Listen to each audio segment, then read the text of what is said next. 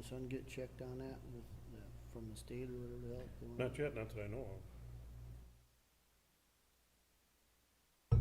Have you heard of any of that, Steve, around here? If we're going around checking bars, like the state stopping in and checking or anything?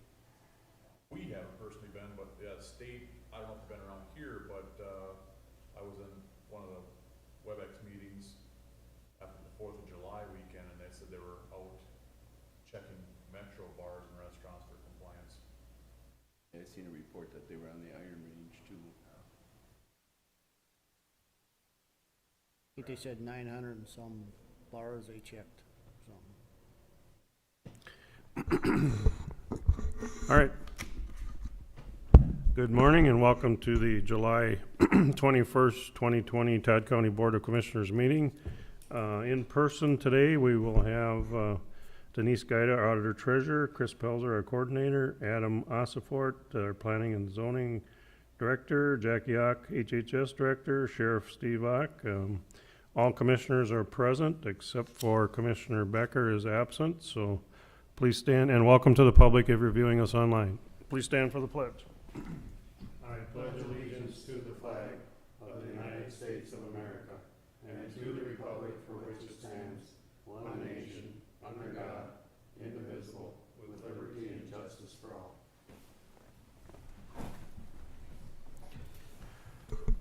Okay, is there any additions or corrections to the agenda?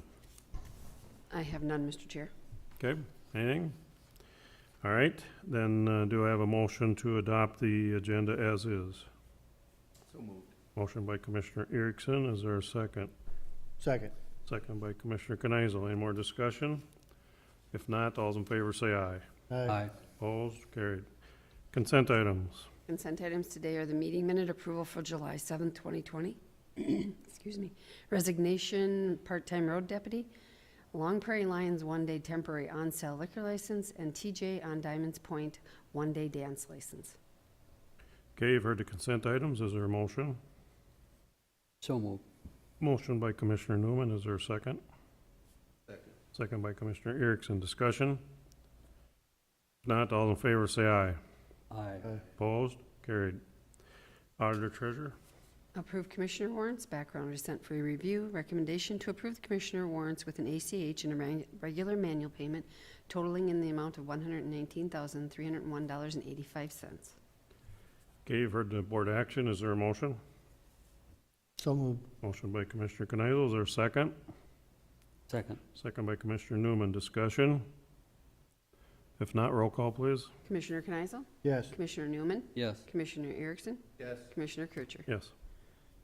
Next item I have is the Health and Human Service Commissioner warrants. Background is sent for your review. Recommendation to approve the Health and Human Service Commissioner warrants with an ACH and a regular manual payment totaling the amount of $69,758.16. Okay, you've heard the board action. Is there a motion? So moved. Motion by Commissioner Erickson. Is there a second? Second. Second by Commissioner Newman. Discussion? Not roll call, please. Commissioner Erickson? Yes. Commissioner Newman? Yes. Commissioner Kneisel? Yes. Commissioner Kircher? Yes. Next item I have is the Health and Human Service SSI warrants. Background is sent for review. Recommendation to approve the Health and Human Service SSIS warrants with ACH and a regular manual payment totaling the amount of $75,348.40. Okay, you've heard the board action. Is there a motion? So moved. Motion by Commissioner Kneisel. Is there a second? Second. Second by Commissioner Erickson. Discussion? Not roll call, please. Commissioner Kneisel? Yes. Commissioner Erickson? Yes. Commissioner Newman? Yes. Commissioner Kircher? Yes. Next item I have is the ditch fund, transfer of funds for county ditch inspector hours. Recommendation is to approve the attached resolution to transfer $5,670 from Fund 40, the ditch fund, to Fund 1, general fund, county ditch inspector's department, which is the time the ditch inspector worked on the county ditches per the attached list. Financial implications, $5,670, and it is a budgeted item. Okay, you've heard the board action. Is there a motion? So moved. Motion by Commissioner Kneisel. Is there a second? Second. Second by Commissioner Newman. Discussion? Not, all those in favor say aye. Aye. Opposed? Carried. Next item we have is to set the time, date, and location of the tax forfeited land sale auction. Background, there's a full listing of the tax forfeited parcels that will be for sale August 21st, 2020, as the action attached for review. Recommendation is to approve the time, date, and location of the tax forfeited land auction per the attached resolution. We're looking at, I believe on the resolution it says, to be held at 10 a.m. on August 21st, 2020 in the Commissioners' Boardroom. What day of the week is that? That's a Friday. Ready? All right, you've heard the request and board action. Is there a motion? So moved. Motion by Commissioner Erickson. Is there a second? Second. Second by Commissioner Kneisel. Discussion? Not. All's in favor say aye. Aye. Opposed? Carried. The last item I have then is the CARES Act grant application for elections. Background is the Office of the Minnesota Secretary of State has received funding through the 2020 CARES Act to prevent, prepare for, and respond to coronavirus domestically and internationally for the 2020 federal election cycle. The OSS is currently soliciting applications from counties to assist with the counties for their municipalities with election-wide costs that fit within the parameters of the federal and state laws for the use of the CARES Act fund. A default allocation for any funds received via this grant has been provided for consideration. When awarded, the county auditor treasurer will facilitate working with the municipalities to determine a fair, equitable, and mutual agreeable allocation of funds utilizing the default allocation tables provided in this grant application. Our options are to approve the CARES Act grant application and submit for election-related costs, or do not approve the CARES Act grant application submission for election-related cost. The recommendation is to approve the attached resolution authorizing the CARES Act grant application submittal for election-related CARES Act funding to the Office of the Secretary of State. The financial implications are $40,836.19. Funding sources are $32,668.95 is the actual grant. $8,167.24 is local match by county and municipalities. Okay, you've heard the board action. Is there a motion? So moved. Motion by Commissioner Newman. Is there a second? Second. Second by Commissioner Kneisel. Discussion? I was told last night by one of the townships how they gotta do it, you know, when they vote. Yes, we've watched many webinars and Wash their hands and They have to wash their hands before they vote? they have to, they have to sanitize them. Wash their hands when they leave? There'll be hand What? sanitizer. They have to wash pens and everything after they've been used and once. They have to wipe down the voting stations after every voter leaves. They have to wipe down the pens. We do that too in our plumbing. I see that. You wipe down all the plumbing? Wipe down all the toilets after we're done with them. Well, So if you need your house cleaned, just call. yeah. So I can assume this will be a clean election? Oh, that's a good one. That was a good pun, wasn't it? Sorry, I had to say it. I hadn't thought of that one. All right. We have a motion, a second. Any more discussion? If not, all's in favor say aye. Aye. Opposed? Carried. Thank you. The next items are the ditch inspector, and I will be reading hers into record.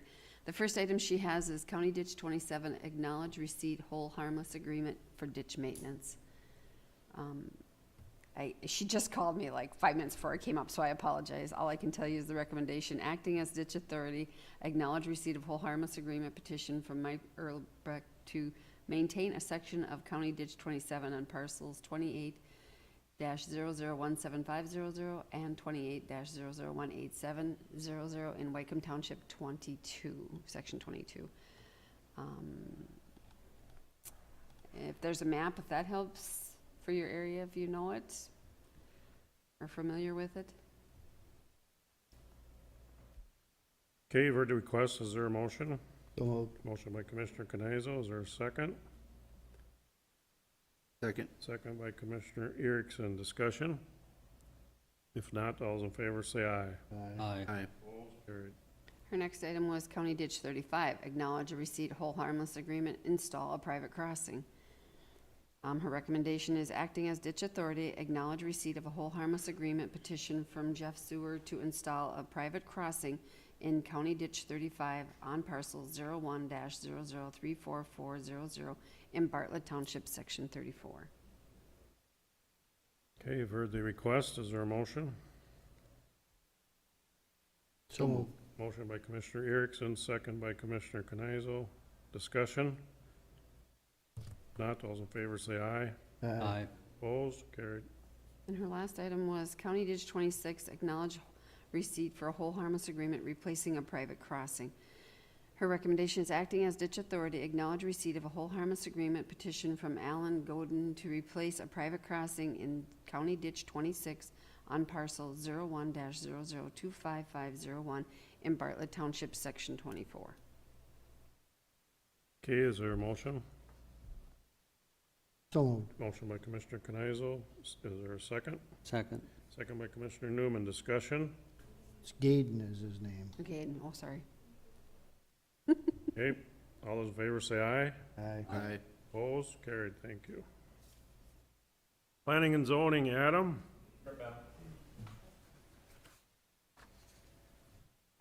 Morning. All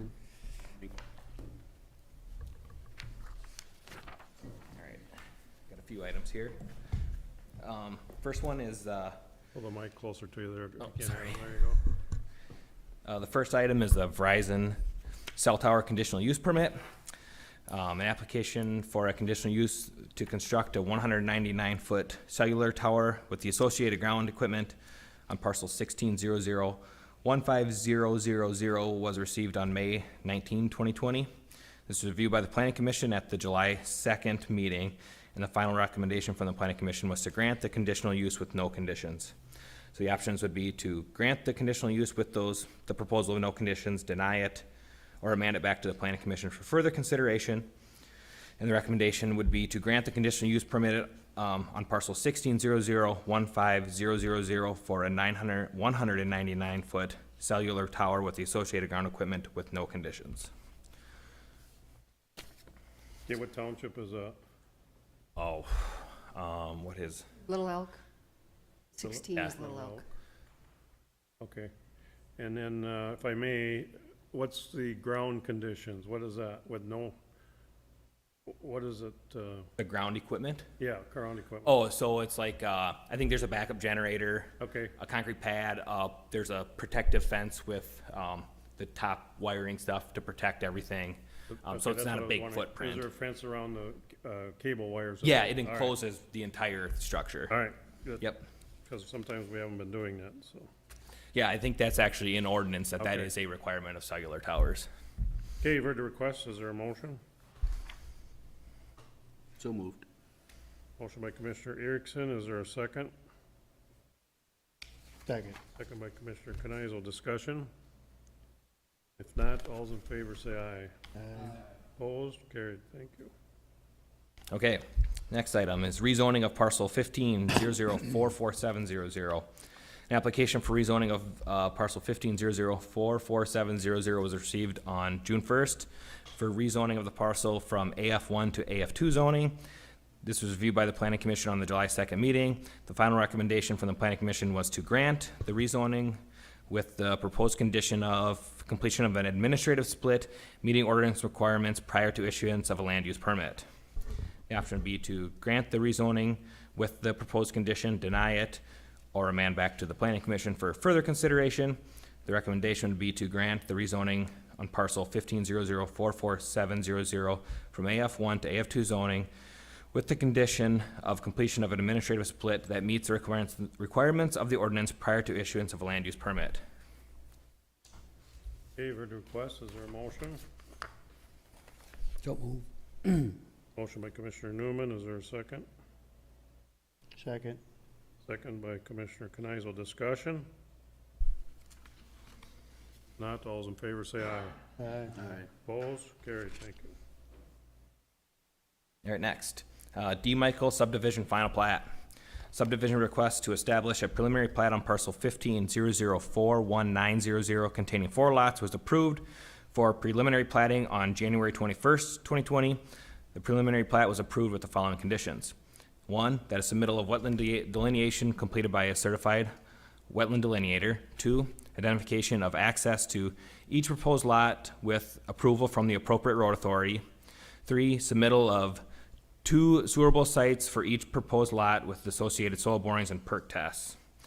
Planning and zoning has completed the review of this proposed plat and determined that all the conditions have been met for final platting.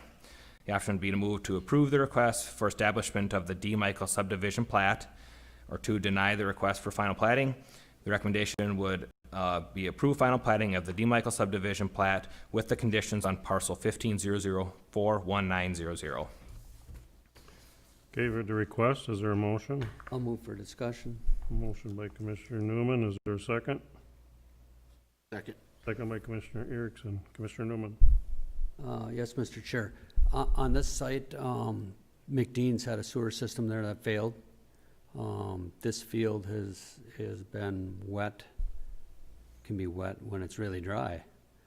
Who did the perk test? Oh, boy. Because I never seen him out there. I seen the delineator out there and talked to him, but Okay. I've never seen, I just looked yesterday at those perk tests. The perk tests were in a good location. The bigger issue was the location of the proposed septic systems when they moved that lot 4 lot line. Yep. It was in a bad spot, so they had one proposal, and then before they actually applied, they moved it over. And then, so 2 of the proposed septic locations were, so 3 of the 4 proposed locations were now on lot 4. So they had to get that corrected. And we got that stuff corrected. I can't remember who did the septic work off the top of my head. because that's got a lot of water coming. That is a wet coming through area. it. And I'm thinking that some of the options may be that they have to do like a type 3 system where they have a huge sand lift Okay. to get that thing out. So based on the professional opinion of that septic contractor, there are sewerable sites, but they may require some additional measures to get that separation to the water table. Who is the contractor? Can you share that? The contractor of the septic stuff? I can't remember off the top of my head. I just looked yesterday. Could you send that to me, please? Yeah, I can. Yep, that's no problem. Okay. Yeah, it's a wet area there, certainly. Like I said, I'm concerned about the, Yeah, and I don't know for certain what their intentions are with those lots, but I had heard that they don't necessarily intend to build residential properties there, that they may use it for some other storage structures and stuff, so then they wouldn't need sewers. Right. But the bigger issue to us in that case was the wetland delineation to verify that they're not going to have impacts in wetlands. Yeah. And there's quite a bit of wetland out there. A lot of it is ag ground right now, and there's exemptions for agriculture activities, but may not be for other activities. Right. So I think they've got some additional planning to do after the final plat is approved. okay. Okay, any more discussion? If not, all's in favor say aye. Aye. Opposed? Carried, thank you.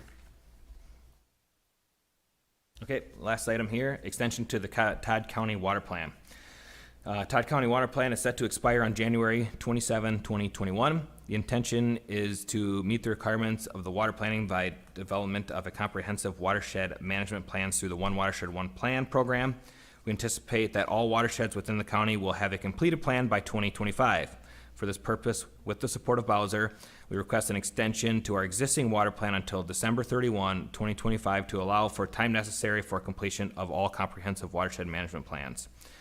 The options are to approve the resolution for extension of the current water plan or deny the resolution for extension. The recommendation would be a motion to extend our current Todd County Water Plan until December 31 of 2025. Okay, is there a motion? So moved. Motion by Commissioner Canizzo, is there a second? Second. Second by Commissioner Erickson, discussion. What does this actually do then to the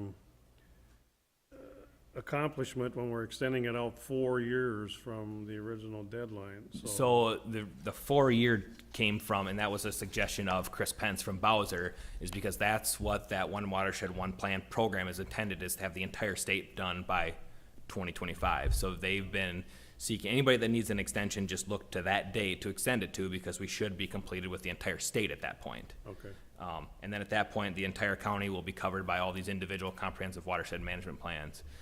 If we were to, I mean, there's not time left to try to get a Todd County water plan put together, but if in the future it's something that we wanted to have our own Todd County water plan, we could have that in addition to those One Watershed, One plans, but it's not required.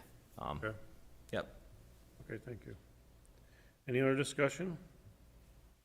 If not, all's in favor say aye. Aye. Opposed? Carried. Thanks, Ed. That's all for now. Thank you. Okay.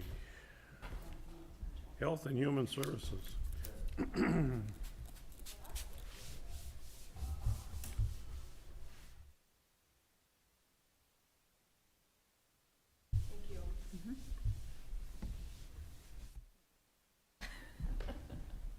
Good morning, Commissioners. Morning. Mr. Chair, we have a few things to review with you. First one being the Hilltop Regional Kitchen. Some background. Hilltop Regional Kitchen has requested an annual donation in the amount of $6,400 to support its operations. In 2019, the kitchen produced 62,964 meals to residents across Todd, Morrison, and Wadena counties, an increase of 8,800 meals from 2018. The Hilltop Regional Kitchen, along with Lutheran Social Services, has met the meal demand caused by COVID-19 pandemic. So far in 2020, the kitchen has produced 54,848 meals through May.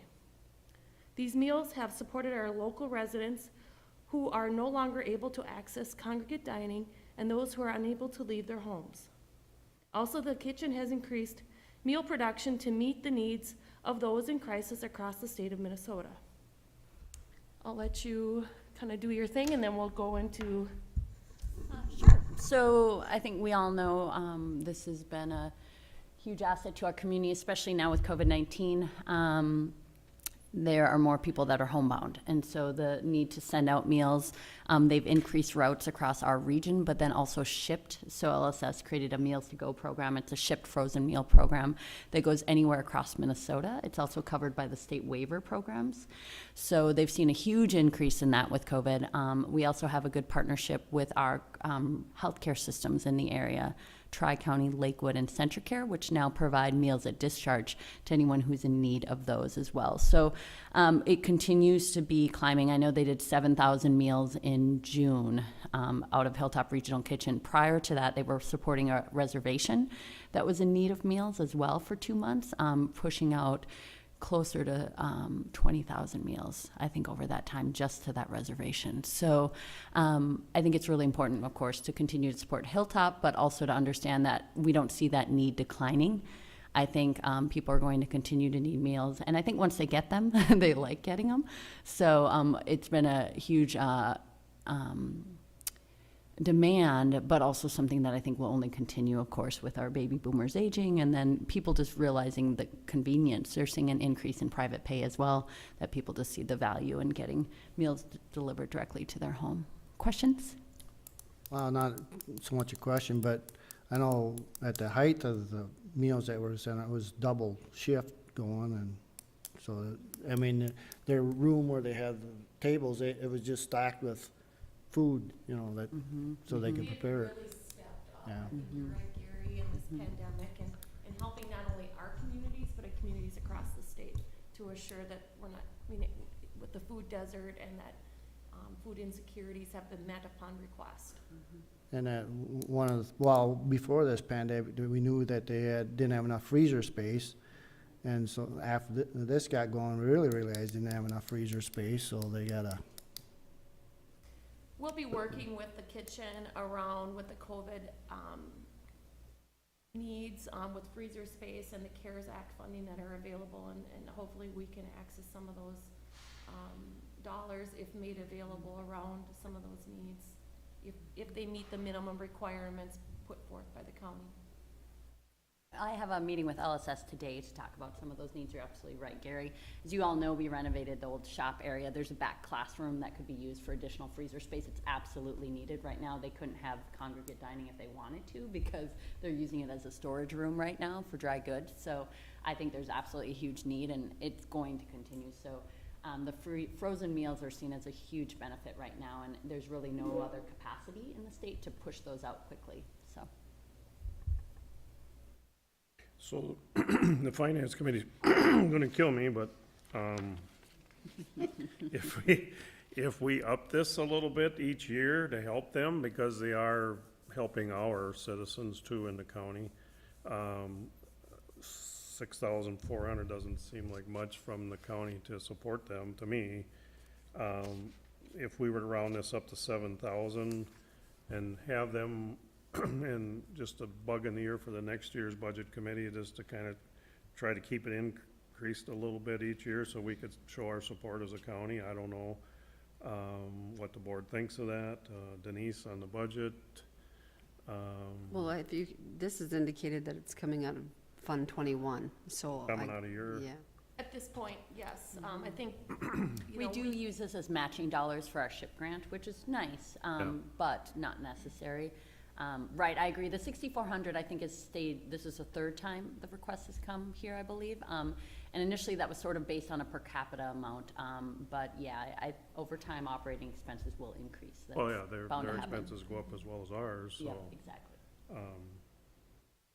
Just a thought before we pass this, but that's up to the board. I'm just suggesting it. So, Mr. Chair, I have a question. Any extra meals, have we been donating them to the food shelf at all? Do you So- know offhand? Yeah, not offhand. You know, the food shelves have been very well supported during COVID, if you aren't aware. You know, they've received CARES Act dollars and a lot of additional things. They don't exactly have the freezer space, some of them, to hold, are you thinking like frozen meals? Yes.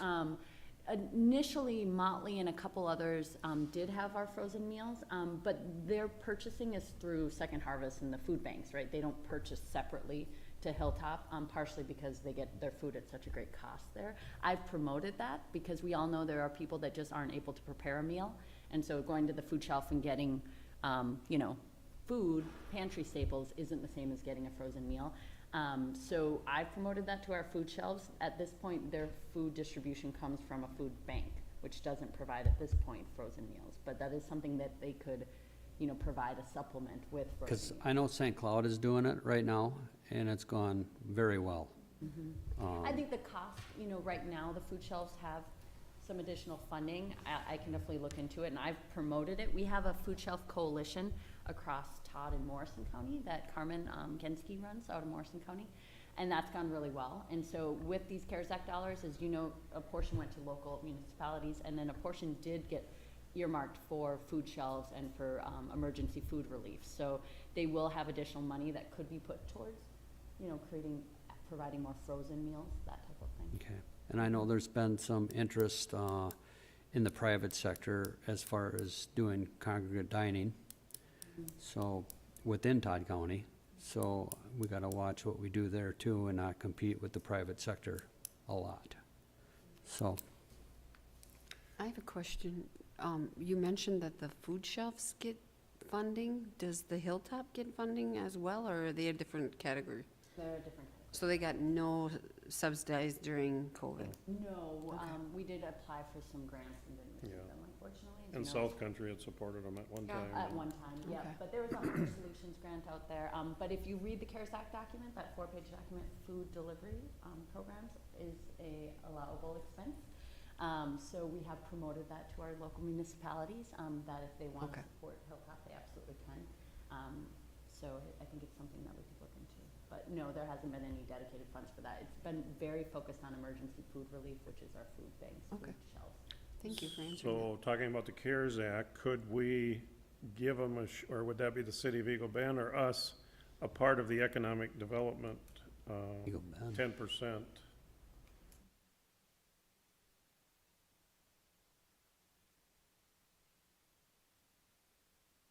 Okay, Which could be this 6,400 or an additional amount, are you? additional. Okay. Yep. This And- is from the county, that's not from the CARES Act, so. Right. Well, I'm just stating there's two things that I think we should, as a board, be involved in, and one is the Initiative Foundation, which the payback is, per dollar invested, comes back at a great value to us, and the Hilltop, which we've always been, as a board, supportive of keeping, senior citizens dependent, or independent, and living at home and trying to not go into nursing homes and stuff like that. But we don't show much toward that when we do our budgets or anything else, so I'm just saying to the board, I would like to see that, that we show our support and that we are still on the reasoning and that we keep senior citizens or elderly in their homes and independent of support from other agencies. Now, we have, during this COVID, I think you all know that we have a lot of seniors that can't do anything because they have to stay at home. So trying to get food and groceries and things like that has been difficult, I'm sure, for them. So I'm just giving my lecture.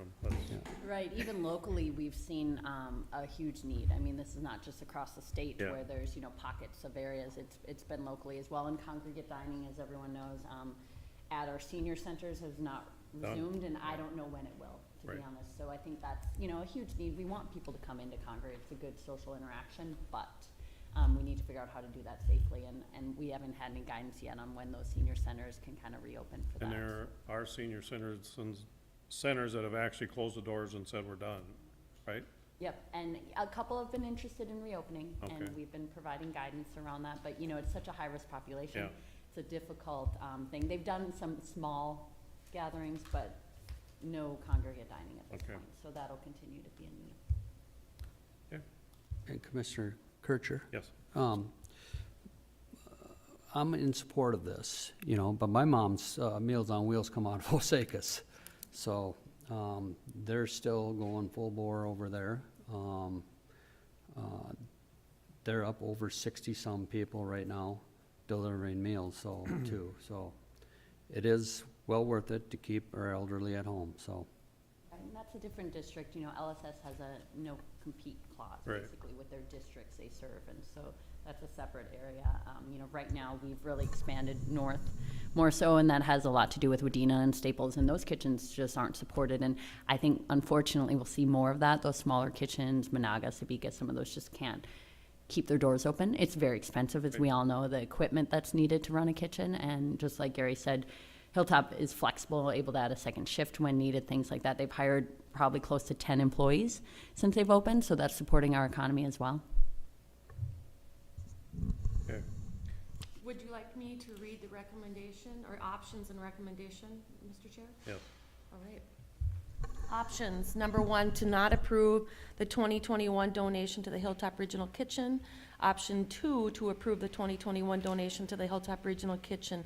Recommendation is to approve the 2021 donation to the Hilltop Regional Kitchen. Mr. Chair, I'll make a motion, we raise it to $7,000. I have a motion by Commissioner Canazzo to raise it to $7,000. Is there a second? Second. Second by Commissioner Erickson. Discussion. If not, all's in favor say aye. Aye. Opposed? Carried. Thank you. Thank you. COVID update.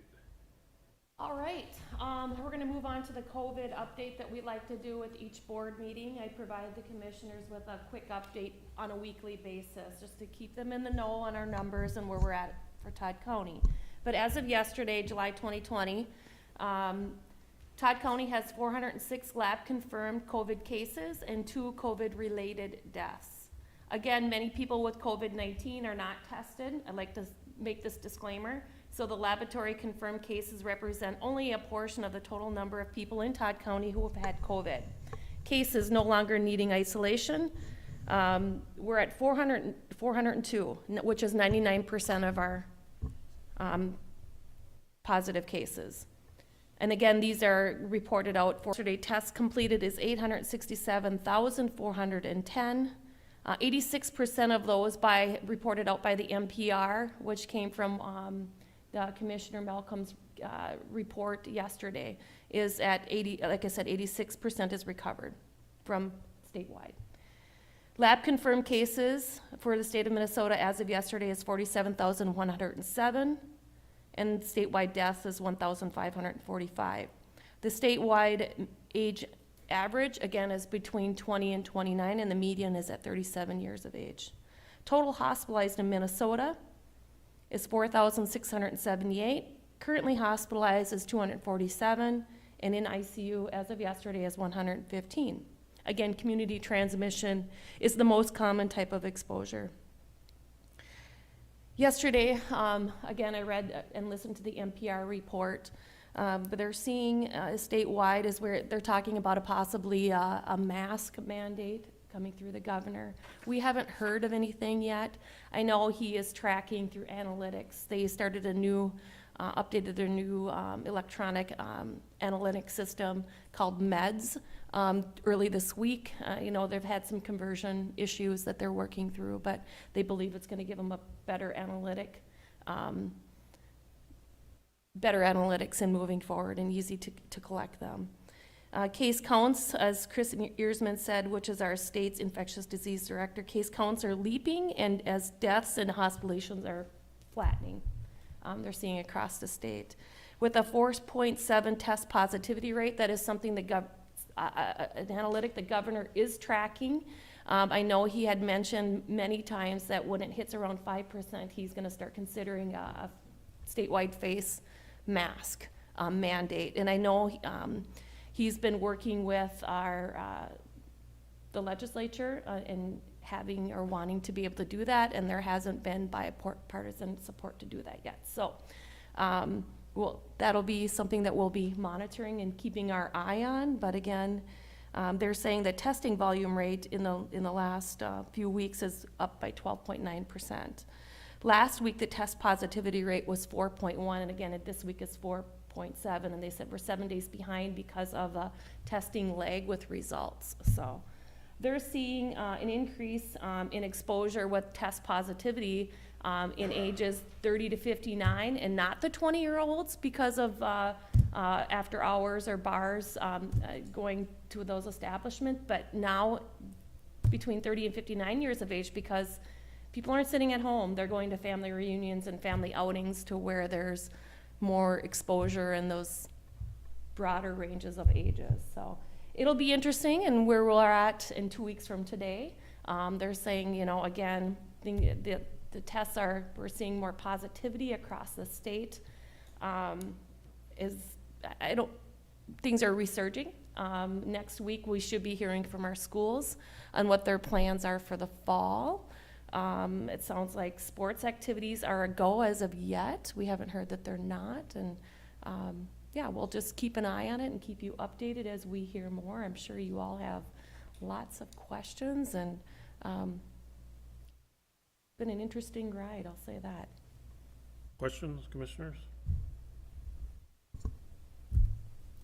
Rod, I see your I'm biting my things. tongue. Not here to take it out on you guys. Mr. Chair, I have You one. know where I stand. I know I do. So what's your take on mandatory masks? Oh, gosh, Mr. Newman. I don't like masks any more than anybody else. But, you know, when it comes down to protecting, I think there's a misnomer. You see a lot of masks in our community, and people think they're protecting themselves, when really those face coverings are to protect others. So I think it's sometimes, and I think they're being inappropriately used with donning and doffing. People are constantly, and I do it myself, constantly touching them by taking them on and off. And I think there is some prevention that comes along with that, but it's hard to ask the public to do that. You know, and you think back to where we were when they stopped with 18-year-olds when it moved to the alcohol consumption of 21, and then tobacco 21. You know, really what it takes to get to that point and the support that's needed. I don't know that they've done that homework as well, and it's hard to wear those masks 24/7. It really is. It's why we encourage outdoor activities to avoid, and graduation parties. I mean, we have a daughter that graduated this year, and I think there was 60 some kids in her class, and maybe we received 10 invitations. So people are taking it seriously, and outdoor activities are encouraged to a point, so we don't have large gatherings as well. So just to avoid those really large gatherings of 250 people or more when you're in the outdoors is really what's encouraged. So if it's less than 250, you can't get it? Sorry. right? So if you're in St., yeah, even with the cities, I heard St. Cloud, did a statewide, or I mean, a citywide Sorry.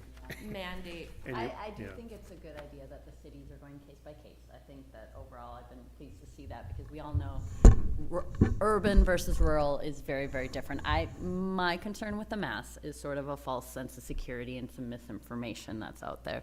The reason the CDC promoted wearing masks back when they did was because of asymptomatic spread, right? The fact is that you're infectious before you even have symptoms of the virus, right? So you're protecting others, right? You also have to understand how the virus is spread, airborne and through droplets, right? And you have to be in close contact with someone. So wearing a mask in your car isn't going to help anything, and wearing it outside, I think people need to be better. Coburn's and Walmart, if you've seen, Sam's Club, Costco is all promoting. What's interesting is that we've never seen an outbreak in those facilities, right? And that's because people don't stand super close to people for 15 minutes. Where we see outbreaks are things like packing plants, where you're standing close to someone for 8 hours in a day, right? So I do think there's some misinformation. They're still studying masks and how actually effective they are. I think when you're in a tight public indoor setting, and it's unpredictable how close you'll be to someone and for how long, it makes a lot of sense to wear a mask, right? And especially when you're going to visit someone who is high risk, absolutely, because you're protecting them from you, right? But I think we all know the virus isn't spread by me just standing this close to Jackie for 5 minutes, right? You have to have a little more interaction, you have to have a little more spread. And I think they're learning more about those who have very mild versions of the virus and how infectious they truly are versus those who have severe versions of the virus. So I think people need to better understand what a mask does, right? And why you need to wear it, not just wearing it to just feel good about yourself, to put it nicely. Sense of security. Right, and I think that that's just something, people need to understand how the virus is spread so that they can protect themselves, because where people get the virus now is in their household, right? Or in a workplace if they work in a type of facility. So I think people won't wear a mask around their household members, because why would you? Well, that's who you're most likely to get the virus from. So I think more information is needed just about why you wear a mask and what it does. Right. Yeah, but that's my soapbox Yeah, on and that. they're finding, that with exposure, some families are, depending on the family members, and not even comorbidity or health conditions, some get very, very sick. Same familial, genetic, same parents, where, there was a family, I think, of 5, and there was different symptoms throughout the family, where one had 0 symptoms, same parents, same household, and I think a couple of them got very, very sick. So it's not been typical of other viruses that we've seen in the past. So, we're still learning a lot from it. But tricky question, Mr. Newman. Okay, anything else? We could go on. Yep, I know, yep, we yep, could yep. debate this forever. Well, they think they got a vaccine now or something, so supposedly. They're working on it. Typically, it takes to grow and to produce and to pass through the FDA 18 months. And so we started seeing this, we're hearing about it January, we seen it kind of in Todd County in March. So, who knows how long it could take before we get a vaccine, and then mass vaccinating those who are interested. Who want to, So, yeah. yeah. All right, we'll end this because it could go on forever like Rod says. All right, thank you, guys. All right, I think now we will go into closed session. The commissioners will hold a closed session pursuant to Minnesota Statute Minnesota Statute Section 13D.05 subdivision 3A for the purpose of evaluating the performance of an individual subject to the board's authority. So do I have a motion to close the meeting? So moved. Motion by Commissioner Newman, is there a second? Second. Second by Commissioner Knizel. Any more discussion? If not, all those in favor say aye. Star for help.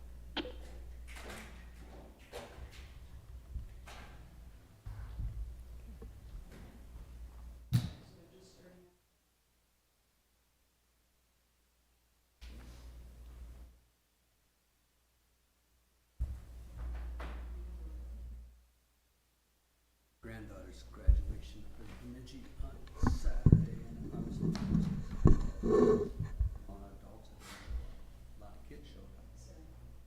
The adults did, and I'm.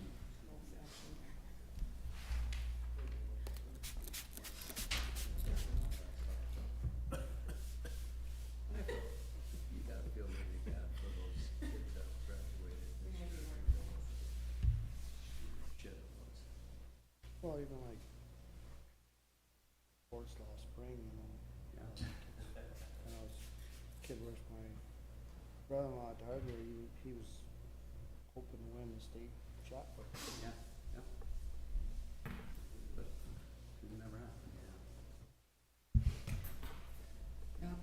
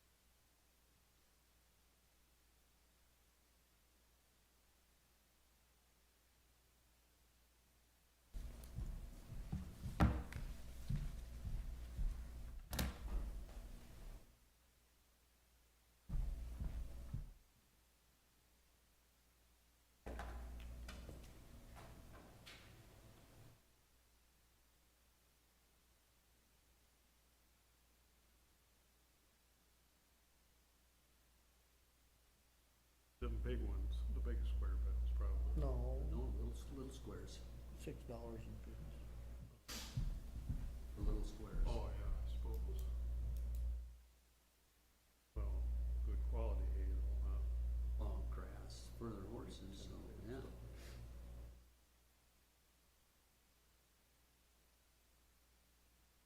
I remember it used to be 50 cents a bale. I don't know, my brother-in-law lives down by Santee and feed store there, this was last Christmas time. They were selling hay $10 a bale. Little squares. Yeah. It's kinda hard to find them little squares now, isn't it? But that's down by the cities, you know. Yeah. Quite- Yeah. They'll pay through for a horse. People What do use they- them for decoration down there, Pay make their them for little boarding of manger horses scene. When they board, what do they charge for that? That'd be big bucks. Well, my sister-in-law and brother-in-law, they used to live down by the cities of Watertown.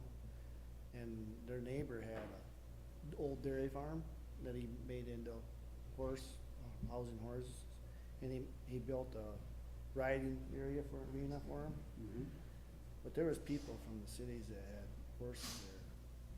And there was a vet school right across the road from him, so the vet students Could go over and. would take care of the Yeah, horses. they made it. Yeah, Well, I bet he made a killing on that. well, yeah. And some of them, they said some of them people never even came and seen their horse for a whole year. Yeah, yeah, They kept paying for. just for feed. their kid, Yeah. say they had a horse.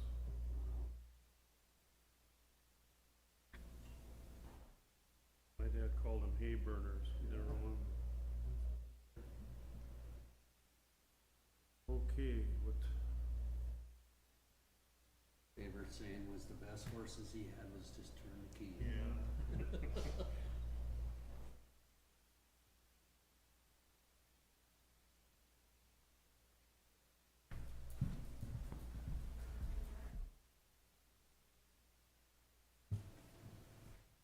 News He's media coming back or what? News media back on?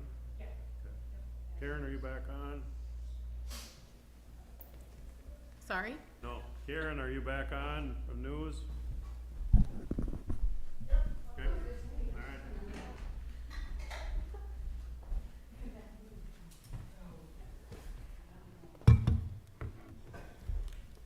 Okay, are we recording? Better get this down. I better call him.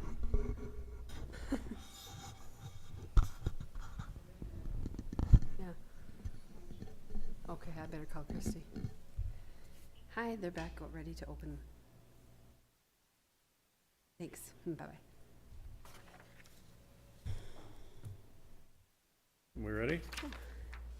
Give it a minute, right? If I just called her? Okay. All right, I'll reopen the board meeting from the closed session. The closed session was for the purpose of evaluating our, having a performance evaluating on our soil and water and our planning and zoning director, Adam, is it Ossenfort? Is that how you say it? Yep. Ossenfort? Anyway, it was very successful, and the board gave him a satisfactory completion of his probationary period, so Adam has successfully completed his first year of employment which is tomorrow actually, for us, so we have done that. So we will continue our board meeting then with administration and change the Todd County personnel policy. Good morning, Board Chair Kircher, Commissioners. Morning. Morning. Today, the Policies Committee brings forward, we've worked to review and update the Personnel Policy Article 7, Section 7.02, which concerns vacation, accrual and usage, and there's an attached resolution. The options are to approve the resolution or do not approve the resolution. You have reviewed this at work session. Recommendation is to approve the resolution. Okay, for the request, is there a motion? So moved. Motion by Commissioner Newman, is there a second? Second. Second by Commissioner Erickson. Discussion? Not, all's in favor say aye. Aye. Opposed? Carried. Thank you.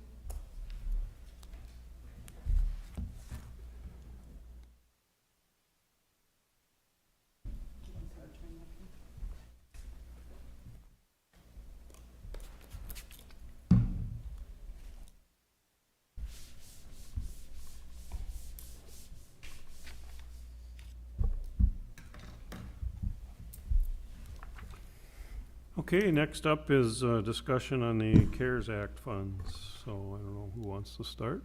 Chris? Mr. Chair, I have some information this morning, as you said, on the Coronavirus Relief Fund, which is a fund that is within the CARES Act. Just a little bit of a background, which I'm not going to go through and read all of this information. There is specific funding that has been provided by the federal government to provide assistance for American workers, families, and small businesses, and preserves jobs for American industries. That's the CARES Act. Within the CARES Act, there is a coronavirus relief fund that provides payments to state, local, and tribal governments to help navigate the impact of the outbreak. So there's specific criteria that is set with these funds that are available through the CARES Act.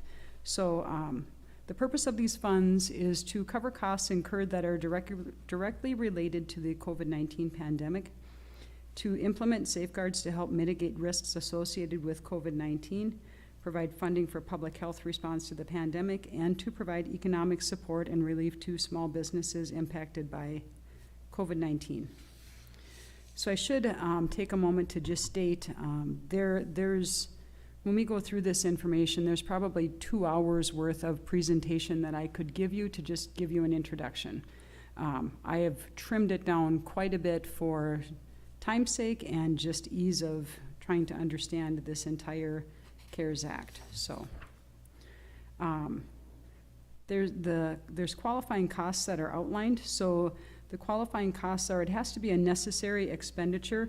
So the expense that you are covering under these coronavirus relief funds has to be an expenditure that was incurred due to the public health pandemic. And it has to be something that wasn't accounted for in your current budget. So anything that was within our 2020 budget, if it's already budgeted, that's not an allowable expense. It has to be something outside of that. And the qualifying costs have to be an expense that was incurred during the coverage period. And the coverage period is March 1st, 2020 through December 30th of 2020 for counties costs. And the covered period for cities and townships is March 1st of 2020 through November 15th of 2020. So there's different time frames depending on what type of government you are. And also with this, 2 weeks ago, the covered period for counties said December 15th. It now says December 30th, and there's also been an extension on incurred costs. You have 90 days after December 30th. So just keeping in mind that this is a moving target that changes on a frequent basis. So the eligible uses and some examples of those, there's 5 categories that fit into the eligible uses of these funds. So you can use them for medical expenses, for COVID-19 testing, for some emergency response efforts, telemedicine. There's a wide list of medical expenses that these funds can be used for. They can be used for public health expenses, so expenses related to communication and enforcement of the orders, sanitization, PPE, public safety measures, quarantining. They can also be used for payroll to cover the cost of public health and public safety employees who are substantially dedicated to mitigating or responding to the emergency. The funds can be used for public health measures, and as we kind of heard this morning, expenses for food delivery is listed, improved telework, distance learning, care for homeless populations. And the funds can also be used for economic support, so providing provisions of grants for small businesses, reimbursement for costs of the business interruption caused by the closures, local government payroll support programs, unemployment insurance costs, and programs to assist with payments of overdue rents. And these are just examples. The list is pretty exhaustive, so. I'm just going to touch a little bit deeper on economic support because that's one thing that, listening with other counties, that is something that we know that our local businesses have suffered greatly through this pandemic, through the shutdown. So there is specific dollars available through this CRF that can go specifically to those businesses who have been impacted. And grant programs or loan programs can be created to assist those businesses that were part of the disruption. So there's a lot of information here. I'm not going to go through and read it in detail. Chris? Yep. On the second to bottom bullet there, or the top bullet actually, it says governments have discretion to determine what payments are necessary. Is that us? It is you. Okay. Whoever receives the funds determines how they want to use those. So in a comparison of how the CARES Act funds came through for elections, it was pretty detailed on what those funds could be used for and how you could be providing those funds to the townships or whoever you're providing the funds to. With this part of the CARES Act, it is really up to the local unit of government on how they want to use their funds. So the county can decide we use them in a specific way, which could be completely different than how the township uses their funds or how the city uses their funds. A city could decide that they want to use their funds to help mitigate risks, and maybe another city might decide they want to use all of their funds to support the local businesses. So really under your discretion, as long as you fit within the guidelines of the CARES Act.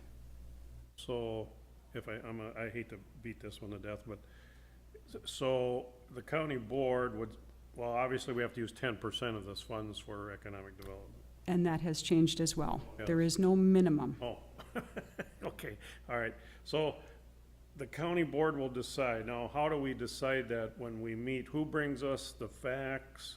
What do we gotta decide? I've said, and pardon me, Rod, but we have 2 that are business people, actually 3 maybe. Mm-hmm. How do we decide who gets, what business gets what and how much? And this thing is a big mess to me. So, and then I asked if it was a conflict of interest you before, because Rod and Barb and Randy, I don't know if you have your own businesses, then how do they decide, how do they play into this if there's a conflict of interest? So, Mr. Chair, if I may, I think possibly when we get to the end of this, there's maybe a couple more slides left will Okay. set some timelines, All is right, what sorry to I'm jump ahead, hoping. No, that's very good questions. And as you know, lots of questions and it changes and then we have more questions, Yes. So the funds that were received specific for Todd County received $2.98 million. Along with that, we also received a supplement of a little over $18,000 for the townships and cities with populations under 200. What I've determined so far is really that is Bertram. That 18,000 is Bertram. I didn't see any other ones that were under 200 in population, but Just to note, West Union? West Union? Yeah, I was gonna say, Maybe. it's gotta be Okay. West Union. Yeah.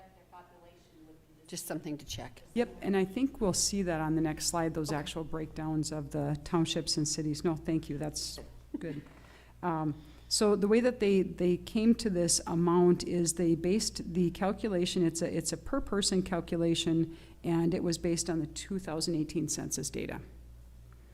So on June 26th, Denise, County Auditor, had submitted the certification to the state of Minnesota to receive the funds. So anybody who is receiving or wanting to receive these funds has to certify with the state of Minnesota stating that they are eligible to receive them. So that has to happen at the county level. It also has to happen at the township and the city level. So we'll talk a little bit about that going in the next couple of slides here. So the funds were received on July 7th. They're moving these funds out very quickly. And the reason why they're moving them out so quickly is because they have to be spent by December 30th or they get returned to the state. And that's for the county side. Things change a little bit when we talk about townships and cities. So these are the funds that are available for each city and each township. And you can see that Bertram is listed here as a supplement because they didn't have a specific dollar amount attached to them. This is one of those populations under 200, and those funds would be dispersed to Bertram from the county. We have received those funds here, and I will do a check with West Union, but I did see a specific amount listed for them, so I kind of thought they might have had that disbursement, but I can take a look at that. The township. We have a West Union City and a West Union Township. Okay, thank you. So these are the dollars that the cities and the townships have available to them, and we can just flip to that next slide. In order for the cities and townships to get the funding, they need to request, excuse me, or certify with the state by September 15th. If they do not do that, the funds remain with the state. So if they do that certification and they receive their funds, the cities and townships will have until November 15th to expend their funds, to use them on mitigation, to use them on sanitation products, whatever they might choose, or use them for supporting economic relief. So any funds that the townships and the cities do not use by November 15th will get rolled to the county, and then any funds that we do not use, including those cities and township dollars that may get rolled over, that we don't use by December 30th, need to be returned to the state. So we're dealing with a very, very short time frame to figure all of this out. So the next steps that we have, and I'm hoping, Mr. Chair, this answers some of your questions. Starting off, it's important that we get this information out to the townships and the cities. So I would like to, after this meeting, I would like to start having those communications with the townships and the cities, letting them know what the process would be if they would like to certify and receive those funds, and also providing them with the timelines. I'd like to also take some time to provide them some information on how they could use those funds, just to help them out because they're dealing with a shorter time frame than we are.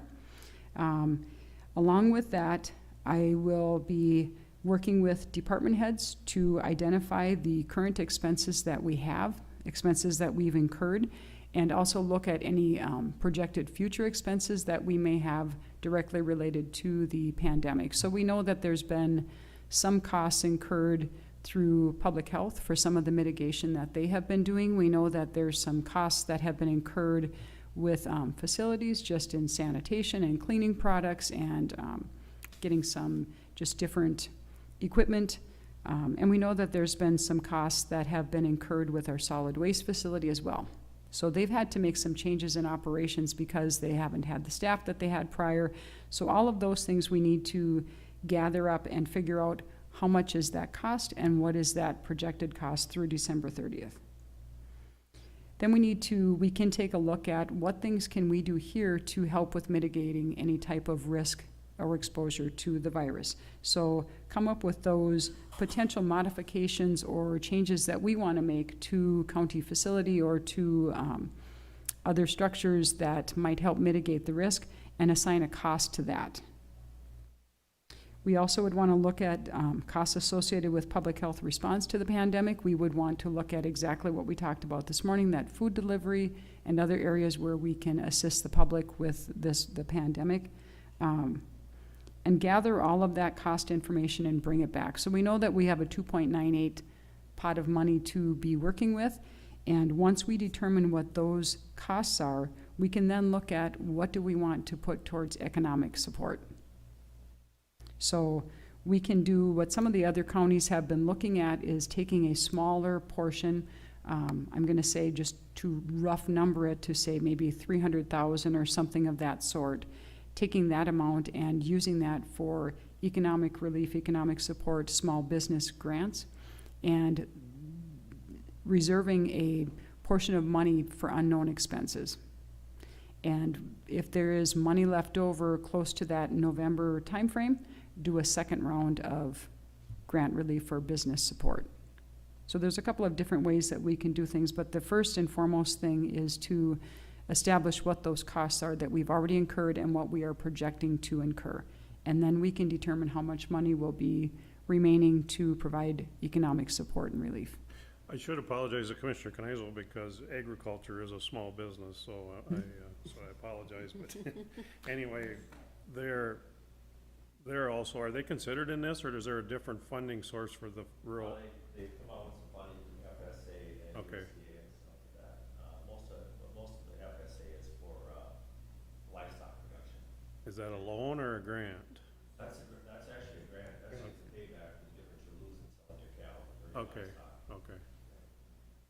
So would we consider them or not in this? Mr. Chair, what I have read so far is that would not fall within Okay. this.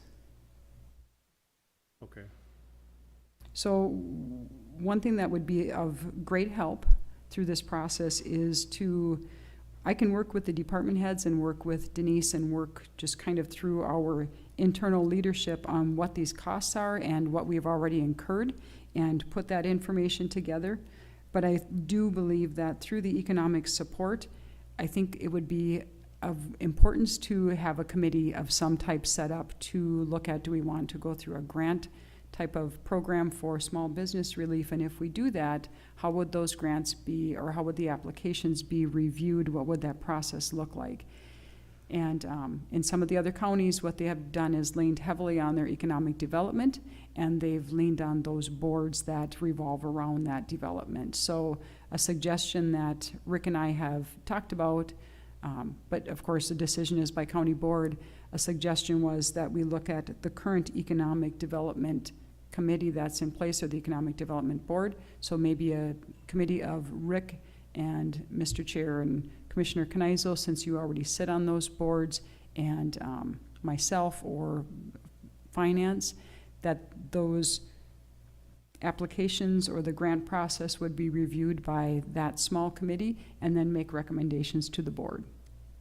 So that's one option. I know, and correct me if I'm wrong, Gary and Rick, that we talked at our last board meeting that maybe our loan committee, who is a part of our economic development board, be a part of that. Am I right or wrong? I could ask them. They are at bars with the three lenders on this. They're super busy with what's going on Yeah, in their yeah. institutions right now, but sure we could ask. I mean, we had some discussion about it. We didn't make any decision, but it was that's just to add to that, Chris, because we do have a loan committee outside of our board that approves the loans that are worked on through the economic development. Well, Mr. Chair, if I may, again, this time frame is so very tight. Yeah. And creating something that's brand new would probably just cause more confusion. So having something that's already in place and people who understand the process maybe would be very helpful. So if I may, the steps that I'd like to take is get the information to the townships, get that amount of dollars that we have already incurred in expenses and projected, so we know exactly what we would have available for economic relief. Bring that back to the board on the August 4th board meeting and make a recommendation for a committee for the economic relief. Commissioners? Mr. Chair, I just have a question, and Rick or Chris could, either one can answer it. Are the counties or cities and everything all developing their own form for the businesses to apply with, or is there a generic form out there, or? They're waiting, they're waiting for our lead, a lot of what we do as a county. I think there are good examples out there. I actually took one example from a county that, through our MAPSED group, and used it to put up a two-page grant application. But how do you, the big thing is setting the parameters. On this particular application, on a draft, I put businesses that were forced down by governor's order. Closures, yeah. The two orders that close businesses, but then that eliminate other small businesses. So the biggest thing is trying to keep it as clean as possible and trying to say, okay, who's included, who isn't included, and the dollar amount's important too, because it gives an idea how to back into how much people would receive. Maybe it's, if you did, for example, 300,000, $5,000 grants would be 60 applications, qualified applications. So I'm sure there's gonna be more than that. So could be divvied up when maybe they get 3, or maybe they get whatever, 2 out of that. It's just a matter of just trying to figure out how to get an amount back into it and then say, okay, successful applicants will share this grant fund, and then get out the amounts to the different grant or the ones who qualify. Yep. And then also, Mr. Chair, I just had a question too, and Rick, you too might be able to answer this. A lot of the businesses within the county, I know, took advantage of other Yes. options that were already out there. How are they tied into the CARES Act? Is the CARES Act a separate financial thing that's coming out, or if you utilized one of those previous ones, are you not gonna be eligible for the CARES Act money? or- PPP was available for the businesses that stayed open. A lot of the ones with the governors did not stay open, so they didn't qualify for PPP, paycheck protection. Yeah. Of course, 40% could be spent for other things. The EIDL program, they received up to $10,000 up to $1,000 per employee, up to $10,000, and that was basically if they stayed open and they showed loss over that time. The state grant is a little more stringent. That was a tough one. Only 47% of the applicants were able to qualify for that grant, a 1% loan and grant. The state grant, the just recent one for $10,000, that's done on a lottery basis. And maybe what I should suggest, it's up to the board here, is that somebody who applied and receives a $10,000 grant is eliminated from this, because it's kind of on a lottery basis. You get that free money right away, but you still have to qualify as a business to get that. And I don't know if you want to do that or not, or just make it open to everybody, whether they did all these programs. Well, that's what I'm saying. I think in some of the, reading through some of them that were available out there, it stated in there that if you were involved in anything else, then you couldn't apply for that particular one. Does Right. the CARES Act go that same way? If you, Does it state in the CARES Act that if somebody had applied for something else? Or is this money later on now available for well, CARES everybody? Act dollars are, that didn't make a difference, either EIDL or the PPP program. You could still apply for the state grant, but if you applied for the state relief fund, the grant 1% loan grant, you could not apply for the $10,000 grant. Okay. There's a that- lot of that out there. I guess, the cleaner way, what I put for an example was, when I talked to Chris, was going with, a clean way to do it is, okay, all you businesses who had to shut down because the governor said you had to. But you'll still get, I'm still guessing you'll probably get 80-some applications with that. So Well, Rick, let's say I shut down, because the governor shut me down, and I have no plans of reopening. Does that make you eligible or ineligible? well, that's a good question. If you show your P&Ls from the period from March 1st to June, was it the second quarter? Or not March 1st, basically it's second quarter in there, Yeah. mixed in with the first. But if you shut down, if you show no sales, no nothing, basically, I don't know how that'd be something we would have to look at. Well, I had a small business and they shut me down and my employees left, they got other jobs, so I have no intention of reopening. Yeah, I've known business And- that, there are yeah. businesses that have done that in the Yeah, county. so Yeah, do I they're get forced some to. money or don't I, you know, that's, There's no revenue there. right. So, Mr. Chair, if I could just maybe provide maybe a little bit of clarification on that. So we are the distributor of those funds to either other local governments, to the businesses, to whoever we're going to give those funds to. When they state what they're going to use those funds for, which they need to do, it's a requirement that they state how they're going to use those funds. After those funds are dispersed to them, we have to follow up with them and make sure that they have used those funds specific to that purpose. So if we have a business that has not opened and had no intentions of opening, and if we go back to them, how did you spend your funds? And if those funds haven't been spent, it's our responsibility to make sure that they're used for that purpose. That is on the county.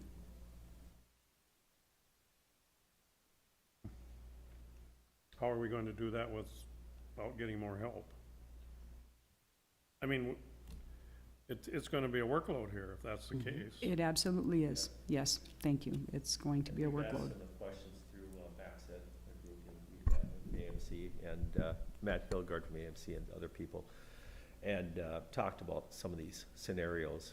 And everybody's kind of trying to figure out between what everybody else is and taking the best of that.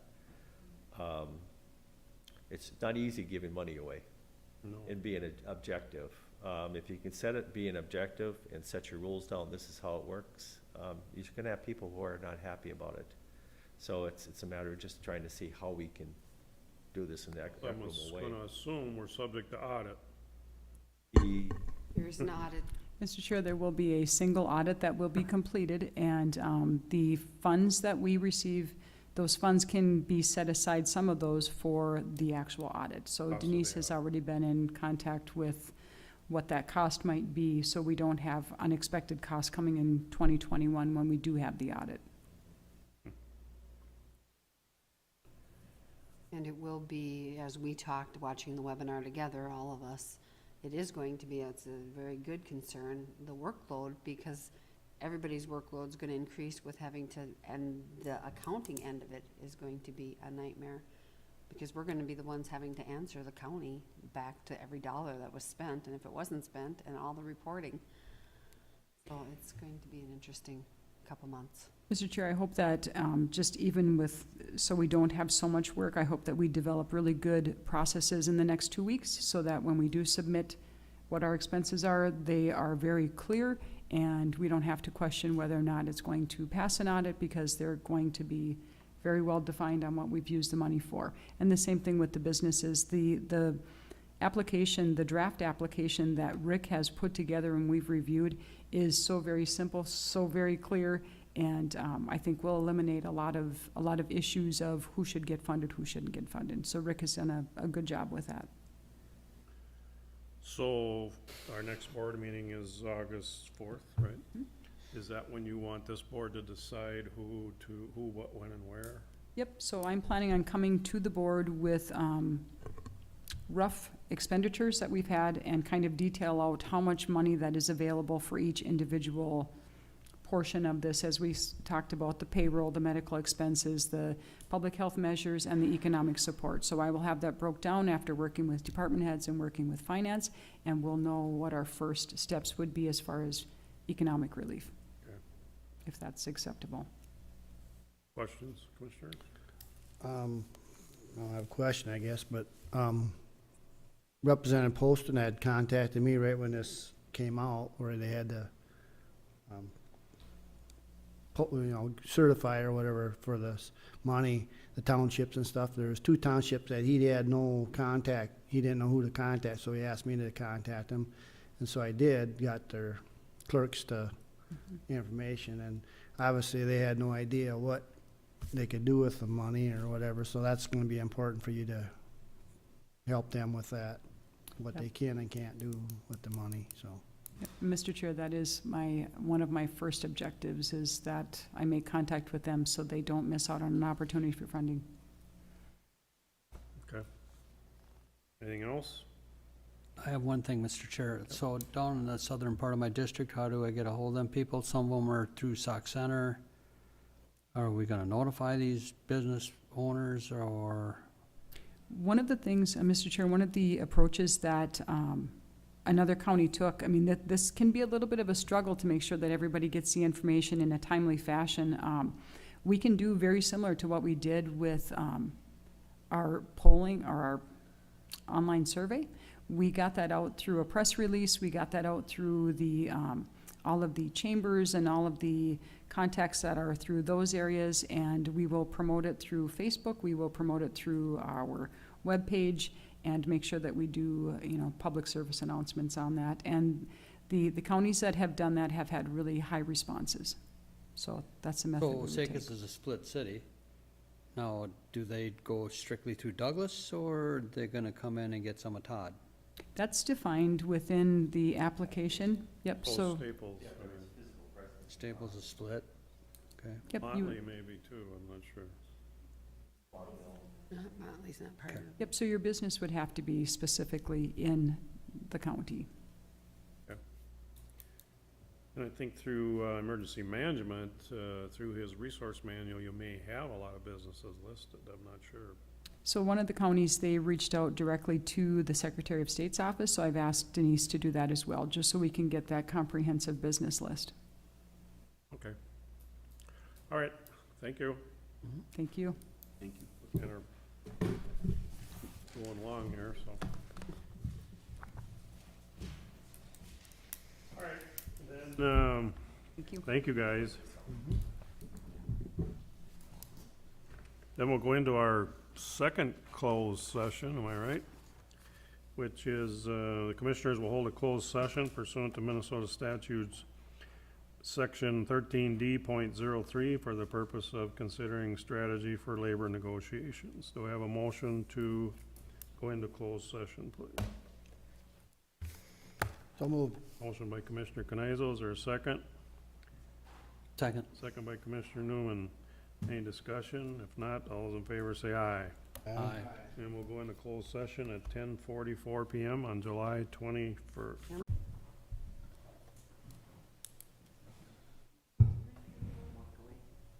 Welcome to the Broadworks Collaboration Center. Please enter a conference ID and you will now be placed into the conference. Press star for help.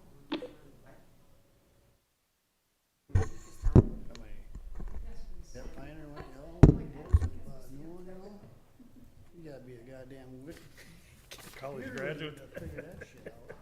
I got old one, I still can't figure it out. It stays on simulator, I can't get it off simulator. So there's all kinds of fish down there. Yeah, continuous. Well, you read all the things you can do. Oh, yeah. Hook your trolley motor up to, follow yeah. the same track over, it's crazy. My brother, he had that, he loved it. Take him out and just go wherever. Okay, are we on? Up? Oh, no? Okay. I seen him walking around for a while. You're okay, go ahead. What? We have to reopen. Okay, I'll reopen the meeting from our second closed session at 11:01 a.m. on July 21st, 2020. And we will go into, I'm sorry. Is there any reports from any commissioners then? If not, then I'll have a motion to adjourn until August. So moved. Motion by Commissioner Canizzo to adjourn. Is there a second? Second. Second by Commissioner Newman. We are adjourned. All those in favor say aye. Aye. Adjourned until August 4th, I believe. All right, then we'll have a work session. I don't know, are we ready to go? Okay. Seen Adam walk by, He was walking around out there, yeah. Okay, we closed that meeting, we're good. Last time we're closing that one, now we're going on to work session. Thank you, bye-bye.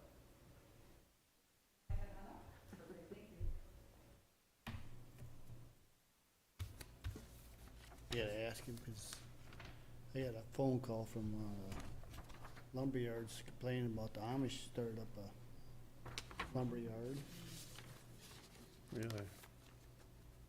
Yeah, they're getting stuff just like, Are they really doing the sawmills anyway? aren't well, they? it's not their own sawmill. They're getting regular Really? material just like lumberyards, so they're competing with them. Without a permit, probably, huh?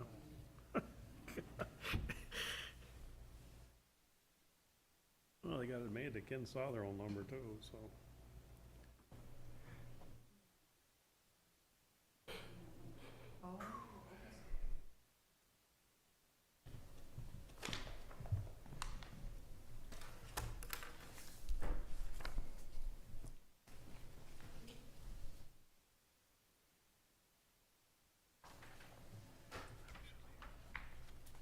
You got enough? Yeah, I think so. I think 10, not supposed to have more than 10 in this room. Right. Thank you. I emailed this to you Yep. also, so. I have it Excellent. ready to bring up.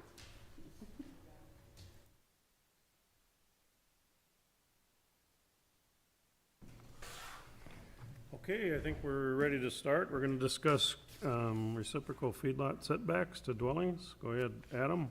Okay, I guess my goal with this today would, hopefully just generate some discussion, not necessarily lead in a particular direction at this point in time, but hopefully be able to gather your questions and concerns and comments, and if I need to come back to another work session before we make a decision, that would be what my goal is. But just to provide a little bit of background here, the top of this document is, I think I emailed this out a while back, but some of the neighboring counties and what they have for setbacks to feedlots or reciprocal setbacks to kind of show what the comparison would be to neighboring counties.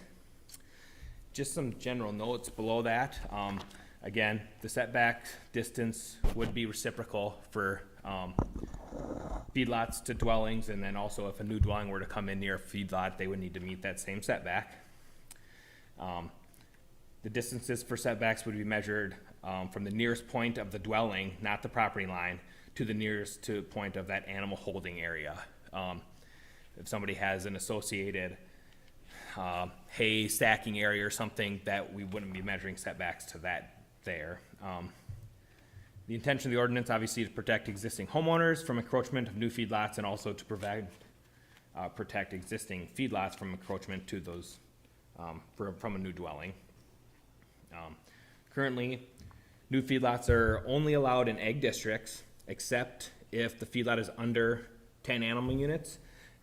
In that case, there's kind of some different scenarios that could play out depending on which zoning district they're actually in.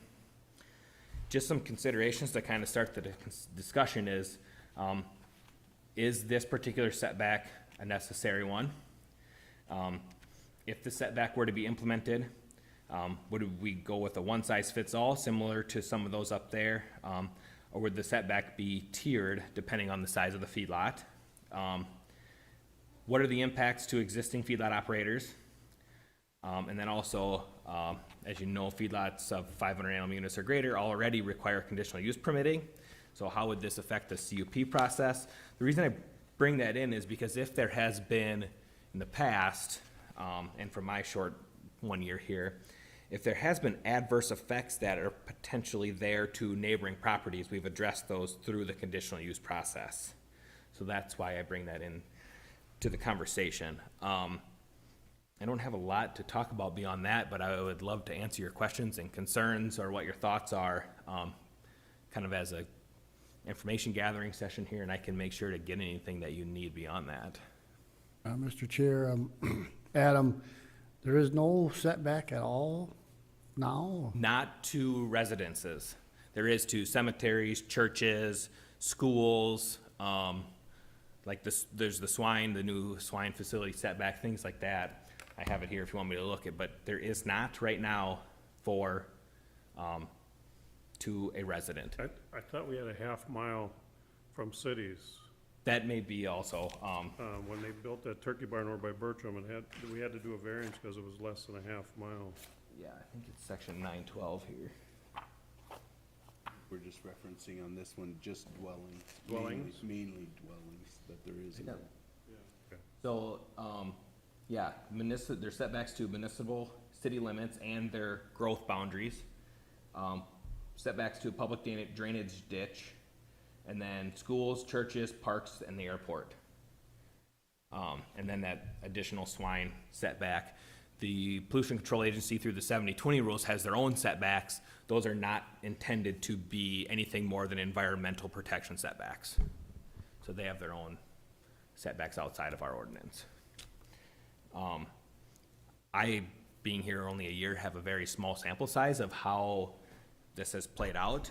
More recently, the case that in Conditional Township has brought things to the surface of, is there a need for this or not? That is the only example that I have, so I referenced Asia, who's been here many years longer than me, and she didn't have any examples of where this has come into question since her time in Todd County has started. So we don't have a lot of examples to work off of. So if somebody has a house pretty much right on the, close to their property line, there's no setback from the neighbor having a feedlot right next to the Nope, house. they would need to meet those same, in an ag district, they would just need to meet whatever structural setbacks and things that are there. In this case, being that it's reciprocal, we see a lot of father and son operations where a son wants to come in and split off a chunk, build a home. That son would now need to meet the setback to his own father's feedlot also. So there's some of those scenarios where that could play out where a variance could potentially be granted to avoid that, but you can see both sides of the argument here. So, Mr. Chair, we're seeing more and more individuals going out and buying, 5-acre plots, 10-acre plots, to get out in the country, and they're building some nice homes out there, and that's, I think their concern is, okay, is somebody gonna be able to come into an empty field next to me and throw in 1,000 head of cattle? And I think that's what we're starting to see, because we're starting to see more growth, but we're gonna see more conflict, Absolutely. okay? Yeah. And that's what we're starting to see now is we have, especially in my district, I have a lot of lakes. Them people pay a lot of taxes. The ag people pay taxes. So we gotta find that balance of how they're gonna coexist. Yes, and that's part of the issue is when feedlots are only allowed in ag districts, but ag districts abut shoreline zoning. They abut rural residential type settings. And that's where the major conflict starts to come in is there's no setback for that. And it's a very unique scenario, but it will bring conflict to the surface in those unique scenarios. Cause Douglas County just turned one down, on just north of Osakis. Yep, and that, from my understanding, that proposal was in a rural residential district. Right, correct. And this, I guess, we wouldn't even entertain that new feedlot in any of our residential districts, R2 or R10, because the size of the feedlot is not allowed even by conditional use permitting. So that application wouldn't even have come to the surface. Just speaking personally, I would definitely be in favor of a stepped type process going in Okay. there versus just a one-size-fits-all. I Sure. think that's Yeah. more reasonable. I mean, I think you're also seeing a lot of people looking at just having a small number of Critters. critters where it wouldn't be offensive maybe nearly as much as the larger ones are, but Well, I have a neighbor that has goats and I get out in my field all the time, so,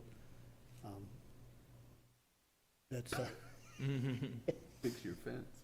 What does it taste like? well, it's just, he's supposed to, well, that's what I told neighbors. Neighbors keep calling me and telling me, there's goats in your field, and I'd say, well, you wanna have a barbecue? Sure, I'll come over.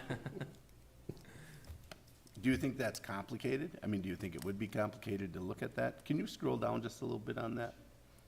There was one that had it, I'm guessing, yes? The tiered Yeah. one, yeah, that's A tiered one, yes. Yeah, Morrison, I think I'd have to look at it a little deeper, to know how they have that set up. I don't think it would be very complicated to develop that tiered system. The complications would be all the unique scenarios that are out there in the landscape to actually implement that tiered system. Sure. Do you think it would be better just to have a solid number? I don't really know the answer to that. I agree completely with Commissioner Newman, that there's a lot of development going on. And honestly, from within city limits and stuff like that, there's nothing to build on. Very, very, very limited stuff. And a lot of the people do want the rural settings, but And in a lot of those, if somebody's gonna move out into the country, there are rural residential, those R2, R10 zoning districts that are intended for that type of development. And the ag districts are intended for ag production. But some people may not find their prime piece of land that they want, and that's where the conflict arises. But, you know, ag districts are intended for ag uses. Those rural residential areas are intended for residential. But again, those boundaries are drawn somewhere, and that's where it becomes extremely complicated, is when you have that boundary and you're trying to establish a setback between two different zoning districts, with two different intended purposes. I think too, when that zoning was implemented, it didn't necessarily change the current use of the property. No, if they had an existing feedlot or anything like Well, that, they're, even if they just had existing pasture or whatever the case may Sure, be, yeah. it didn't change it. So, like you're saying, the R2, R10 type ones are supposedly available for the people to do it.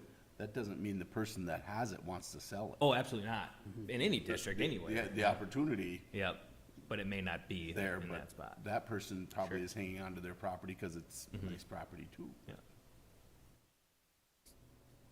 So, Mr. Chair, I think a lot of the people's concerns is, if it's existing farm, I don't think people have a problem with that because they know that farm's there.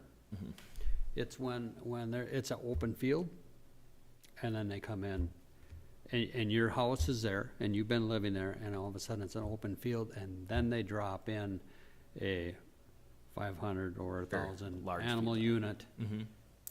Yep. I think that's where the concern, what I'm seeing anyway, Yeah. is coming up. And I think that's absolutely a valid concern, no doubt about it. But it's a difficult harmony out there in that ag district to balance those two things of rural residential type development and those ag things, or ag uses. Yeah, because if So- you grew up in Todd County, you know who's farming, who's not farming, and if you know, build a house, you're just gonna be, that's the way it is. But it's when it's an empty field and, yeah. The only problem with that is, I don't care what your setback is gonna be, that house owner is not gonna be happy no matter what, you know? I mean, you could say 1,000 feet, and they're still gonna be able to smell and see the animals, and That's Right. that's the only problem, too. yeah. There is. I mean, I don't disagree with that either, Gary. I mean, no matter where you live, you get smells Yeah. accordingly from. We have the sight, sounds, and smells. Yep. Yeah, my experience in Pipestone County, our setback there was a 1/4 mile, which is larger than any of these, but it's much more ag heavy. In the larger feedlots, per animal unit, there was an increased distance. It did not matter what that distance was. If people were opposed to it, they were opposed to it. Nothing can change the opinion of those individuals, no matter how far away they are. They don't want to see that type of thing. But, Mr. Chair, I was just shocked that we didn't have any on residential. I was a little bit too, and I had taken the job here, learning, reading this, that they didn't exist. The thing that continued was a little bit more shocking on top of that is that it hasn't always risen to the top as a major issue until more recently. Also, I think now, we went out and discovered we had a lot of feedlots that we didn't know we had in Todd County recently That by is- doing our research. Yeah. And so, but has there really been many new ones developed or a request for many new ones to be developed? I don't think we had very many applications last year. A lot of them are probably small enough where they don't require permitting. So they may require a registration with the county, but don't require permitting, so they don't get noticed publicly or anything like that. So there's probably some of those smaller sites popping up. And we continue to discover more and more sites that were existing, that we didn't register, even, through that, that inventory process that Todd County went through 3-4 years ago or whatever it was. There's still more that pop up over time. What's that line at, Adam? Where's that permitting line at that you're talking about where it doesn't require permitting? In a from, the 70-20 rules, that, in a nutshell, that cutoff is 300 animal units. When you're gonna cross that threshold, that requires permitting. If you're gonna cross over 1,000 animal units, that requires a whole nother level of permitting, which, the state handles at that point. And then from our ordinance, the conditional use kicks in at 500, See, the public doesn't understand animal units, so, Right. and they can be complicated. because the animal units is, each different species is different animal units. so- Correct. And the public thinks, well, he's got 1,000 turkeys over there, he needs that permit. No, because it's not 1,000 animal units. Yeah. Based on 1,000 pounds worth of animal. Yeah. So it's complicated to the public to Mhm. understand that, and even us Mm. sometimes. Yeah. Well, if we would consider setbacks, is that an ordinance revision then? Yes. Yep. With the process would be if you guys want to take this to the planning commission, we'd have to get that rolling. If you want to bring it back to another work session, whatever, whatever your guidance to me is, we'll do. But it would have to go to the planning commission for all those public hearings, and things like that. And then it would eventually come back to you with whatever the planning commission has for a recommendation, for a distance or for or against it, whatever the recommendation would come back to you at that time. My concern with it is that we can't have very good, high-quality public hearings in the state of the world right now. Yeah, And this is something that really requires right. input and participation. Especially with the ag community, it's, And the phone has been working, but we haven't had major things come up that, but, I mean, an issue like this room would be pretty full. yeah, And that's the type of public hearing I would want to conduct in order to properly address these things. right. And who knows when that's gonna happen. On the flip side of that, should we be really careful with handing out feedlot things with not being able to have those same kind of meetings? Well, and see, that's, as it exists today, if somebody came in with an application, I mean, we can't just turn it away. I mean, we have 60 days to make a decision on that. Unless their application is incomplete or something like that, we can push it off, but that is the struggle right now, is how would we address a major issue right now? We've talked about it a little bit of, we might have to move into the school or something for a public hearing to have the space. But it hasn't come up yet. The meetings, both planning commission and board of adjustments, have gone pretty well, but, public input and public participation is absolutely essential to these processes. Well, and I don't think this is the only issue on the plate for the ordinance review. I think there's some other things that we encountered this last spring that probably need some addressing, if you remember. And I guess what I would like is does the ordinance give you the right to issue a assist and desist order?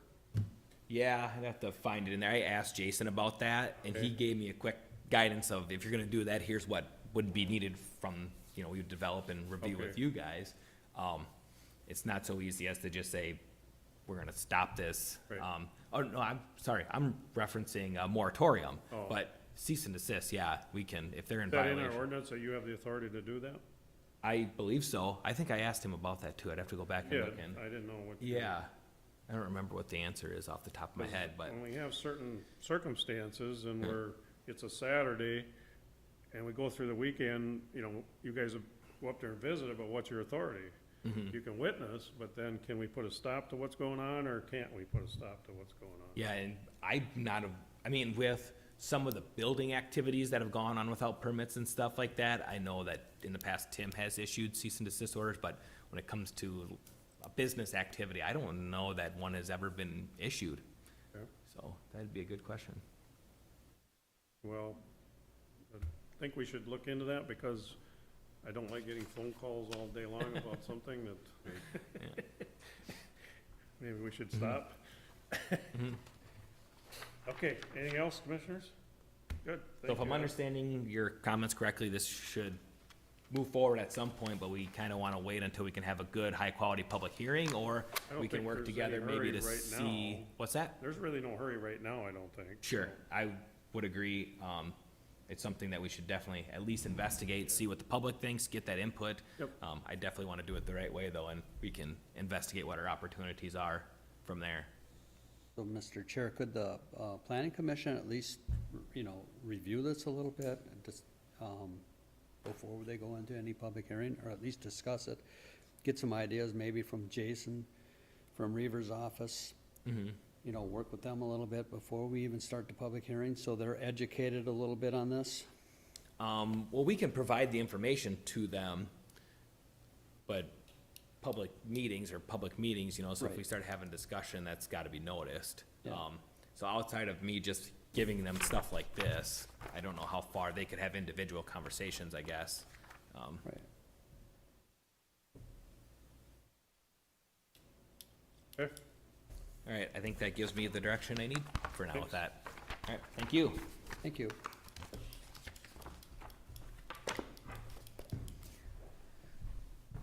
All right, the next one is, Sauk River Watershed Manager Responsibilities. Who was gonna do this, Randy, or who? Yep. Mr. Chair, we had drafted these here a couple weeks ago when we were gonna reappoint a new manager to the Sauk River Watershed District, and I felt we've had a lack of communication between us and the managers for the past, I don't know, probably 8-10 years or so. So this is just something I kind of drew up and thought the board should at least look at and then adopt. And when we appoint somebody, they need to at least report back to the board, whether it's monthly or quarterly, but yeah. And Well, we have two appointees, right? yes, Who was the other one, Gary Barber? Gary Barber.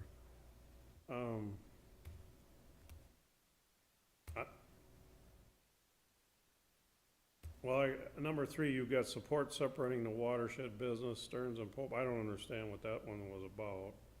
Why aren't they members of the watershed? What the, Well, it says support separating the watershed business. yes, they have talked about, but right now, their meetings are together. The Okay. watershed does Stearns and Pope counties ditches, Yes. so they talk They about make all the ditches. decisions on the Stearns County ditches and I think one of the Polk County They're ditches. drainage ditches, right? Yes, sir. And there was talk earlier that they wanted to separate it because it's really misleading on, are the Todd County taxpayers paying our managers to be on the Stearns County Ditch Board? You know what I'm saying? And you don't see that breakdown in their financials. So it should be a separate issue. Well, that's fine. I just have I have a problem, because we appoint board members to a lot of committees. Right. And in this one in particular, we're making a requirement of the 2 board members, I'm assuming, to do this. Because, Mr. Go ahead. Kircher, they have taxing authority. Yep, I And understand that's that. the main reason why we need to have them report to us. None of the other committees that we have, really, have taxing authority. Soil and Water doesn't. No, I understand that.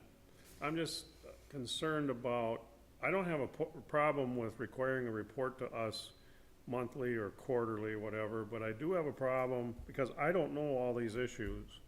I have a problem myself saying, yes, I want to do this, because I don't understand a lot of this.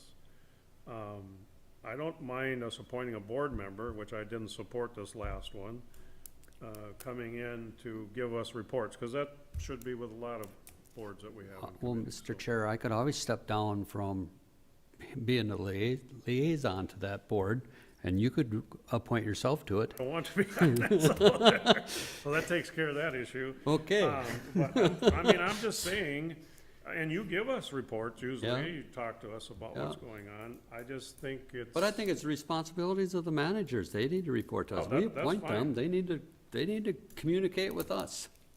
I support number 2 full-heartedly. I mean, it's wholeheartedly that they should come in and tell us what's going on. I have no problem with that. Yep. And the other thing that bothered me was the in-person, to the projects, because they're telling some of the managers, you're not allowed to go out on site. So if a constituent called somebody and said, hey, I need you to come out and look at this site, they weren't allowed to do that. You had to go through the administrator, and if we appoint somebody to represent this board on that board, they should be able to go out on site and say, hey, you know, this is what I see. Well, but Randy, I think I stated at the last meeting, I would expect these two people to follow the rules and policies of the agency that they're going to be participating in. Right. I don't understand why they aren't allowed to go out there, but maybe there's a reason for it. I don't want to get into telling Sauk River how to do their policies because they're an agency of their own, so. I'm just saying for myself, gentlemen. Okay. And I'm saying when we appoint these individuals and they have taxing authority, that they need to be held accountable. Just like the 5 of us. Yep, I have no problem with that part, but reporting to us is okay. I just think that it's not my business to tell the Watershed to how to make their policies and stuff, so. Because that is a board in itself, so made up of a few counties.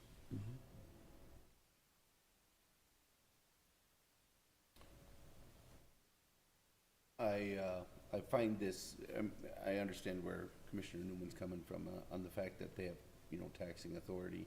But I think if we do this, then I think we have to be looking at each one of our people that we've, you know, done to boards or assigned to boards like that too, on, do they have outlines or do they have expectations per se, or is it all verbal expectations?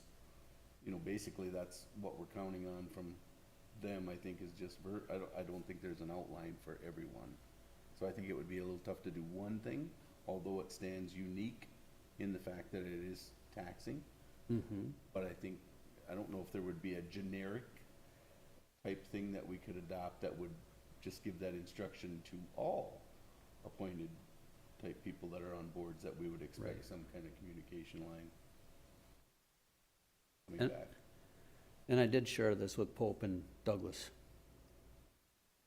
counties, so they're taking a look at it too. So. That's all I got.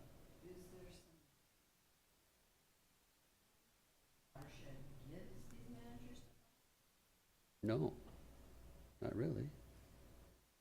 They go by, state statute 103. I know, but I'm reading the state statute in front of me, and that's why I asked the question, because it says in the very end, Well- administration bylaws, the manager shall adopt bylaws for the Yeah. administration. Yeah. Watershed, the bylaws adopted in the sub. Printed, so I'm just thinking, they probably have bylaws. Yeah, I'll have to they're read supposed 'em. to follow. Yeah. So, for the county board here to, I mean, not that I'm trying to weigh in on, but I'm just trying to say that, yep, to be fiscally responsible, I get that, yep, to report to the board, send you guys emails and updates. I think the concern of the board meetings being, conflict that they're running those two items together, but that's maybe a discussion that you guys as a committee on that board have to have. That responsibility just to these two. Maybe that's something your whole committee needs to discuss. Why is this business happening? Watershed business. Right. I think that's kind of a lot to put on just one manager that's volunteering their time to do this. That's just my perspective. And this is, and I'll be honest with you, this is some of the stuff when the 5 counties got together back in 2015 that we discussed. And I did write an article in the Osakas Review on this, I think back in February. So this is nothing new that I wrote here. I mean, the 5, and I believe most of us were at that meeting in Melrose. So this is nothing new that we've not discussed before, so.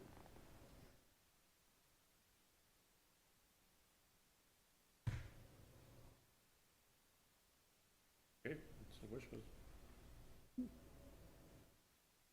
I won't support it, I'll speak openly, I'll only support that they report back to us by Okay. email or in person, but I don't, the rest of it is the Sauk River Watershed's business, and that's their bylaws, if they say that in their policies, and how they aren't, I'm sure they give you orientation as a new board member, so I'm not gonna step into how they function. It's just like them coming and telling us as a board how to function.